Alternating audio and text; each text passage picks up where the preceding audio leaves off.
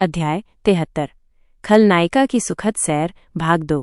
ये स्पष्ट था कि वो कायला को एक दिन एस्बेल परिवार के हवेली में आने के लिए लुभाने की योजना बना रही थी।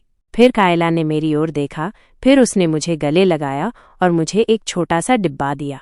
ये एक उपहार। ये कोई साधारण उपहार नहीं था। मैं छोटे डिब्बे से भारी मात्रा में माना महसूस कर रही थी। कायला के मुझे देने से पहले मैं इसे महसूस भी नहीं कर पाई थी। ये महसूस करते हुए कि ये कुछ अजीब है, मैंने तुरंत डिब्बा खोला। मैंने जो देखा वो एक सुनहरा मोती था।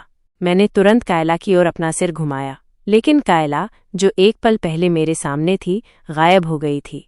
इसलिए मैंने जल्दी से शैल से पूछा, कायला, वह कहाँ है? मैं तुमसे भी यही पूछने वाली थी।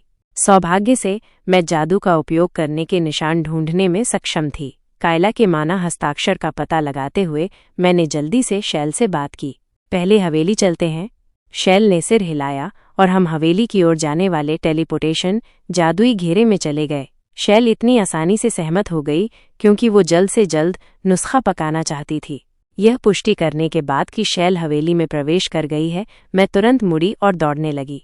मुझे कायला को ढूंढना होगा। कायला ने मुझे जो मोती दिया था वही मेरे इतने हताश होने का कारण था। यह बिना किसी तर्क के एक रोमांटिक काल्पनिक उपन्यास की दुनिया थी। यह एक ऐसी दुनिया थी जहां पुरुष नायकों के अजीब व्यक्तित्व थे और महिला नायक की सिर्फ एक खांसी से सब कुछ हल हो सकता था। लेकिन अधिकांश पाठकों को वास्तव में परवाह नहीं थी, क्योंकि ये सब मजे के बारे में था। इसलिए ऐसी बहुत सी चीजें थीं जिनमें ऐसी सेटिंग्स थीं जिनका कोई मतलब नहीं था, और उनमें से एक फाहिब्रस बीच पर पाया जाने वाला एक सुनहरा मोती था। एक मोती जो अपने उपयोगकर्ता को 3 दिनों के लिए किसी भी समय अतीत में यात्रा करने की अनुमति देता है। दूसरे शब्दों में, यह एक अविश्वसनीय रूप से चीट आइटम था। मूल उपन्यास में ऐसा चीट आइटम का उपयोग करने वाला एकमात्र व्यक्ति निश्चित रूप से केवल मुख्य पात्र क्ली था, लेकिन अब ये मेरे हाथों में था। मुझे इसका इतना यकीन था क्योंकि मैं इससे निकलने वाली माना की भारी मात्रा को महसूस कर सकती थी। यह मोती बिल्कुल वही वस्तु थी जिसका उपन्यास में उल्लेख किया गया था, और ये कायला थी जिसने मुझे ये मोती दिया था। इसलिए स्वाभाविक रूप से मेरे दिमाग में एक सवाल आया। उसके बाल शैल के समान रंग के हैं और 5 साल की उम्र के लिए अविश्वसनीय ताकत है। यहाँ तक कि वो क्रूर जानवर भी उसके सामने पालतू बन गया। वह खलनायिका के समान थी और उसकी अजीब पसंद थी।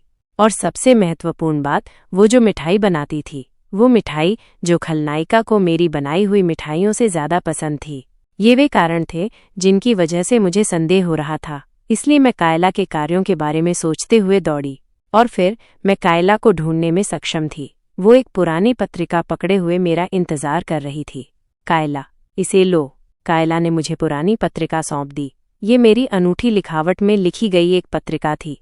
मेरा संदेह धीरे धीरे आत्मविश्वास में बदल गया और मैंने तुरंत पहचान जादू का उपयोग किया।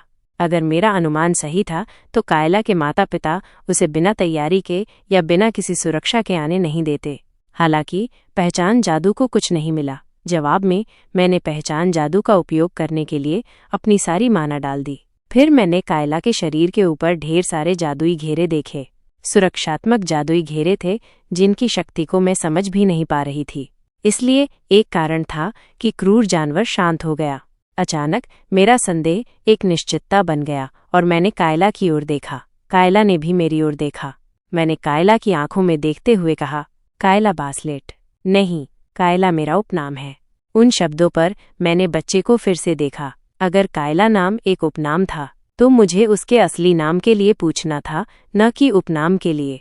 लेकिन बच्चे ने अपना सिर हिला दिया, बल्कि उसने मुझसे पूछा, क्या तुम अनुमान लगा सकती हो? उसकी एक परिचित मुस्कान थी जो शैल के समान थी। वो मुझसे उसका नाम अनुमान लगाने के लिए कह रही है। मैं बिना किसी सुराग के उसका नाम कैसे अनुमान लगा सकती थी? ये असंभव था। लेकिन शायद मुझे अनुमान नहीं लगाना था। अगर मैं सही हूँ, अगर यह बच्चा वास्तव में मेरी वजह से पैदा होने वाला है, तो उसका नाम भी मुझसे ही आएगा। तो एक अच्छा नाम क्या होगा? मैं बिना किसी विचार की लापरवाही से एक नाम नहीं सोचना चाहती थी, लेकिन एक नाम था जो तुरंत मेरे दिमाग में आ गया। ये भाग्य जैसा था। ये कुछ ऐसा था जिसे कोई समझ नहीं सकता था। एक बच्चे का नामकरण एक पल का विचार था। हालांकि मुझे विश्वास था कि ये नाम होना चाहिए। मैंने उसी समय कहा, उस नाम पर विचार करते हुए जो मैं किसी दिन सोचती। रूएल। बच्चे ने बस चुपचाप मुझे देखा। वो मेरे और कहने का इंतजार कर रही थी, इसलिए मैंने कहा, प्रत्येक अक्षर को अपने दिल में उकेरते हुए, रूएल बासलेट। रूएल आखिरकार मुस्कुराई। जिस समय वो मुस्कुराई, उसका शरीर सुनहरी रोशनी से चमकने लगा और अचानक रूएल गायब हो गई। वह भविष्य में लौट गई थी, सटीक रूप से भविष्य के मेरे पास। मैंने उस खाली सीट को देखा जहां एक पल पहले रूएल बैठी थी, जो अभी भी रोशनी से चमक रही थी। खलनायिका का पुनर्वास करने का ये एक और कारण है। ये अब मेरा लक्ष्य था, जिसे मुझे किसी भी तरह से हासिल करना था। शैल का दृष्टिकोण।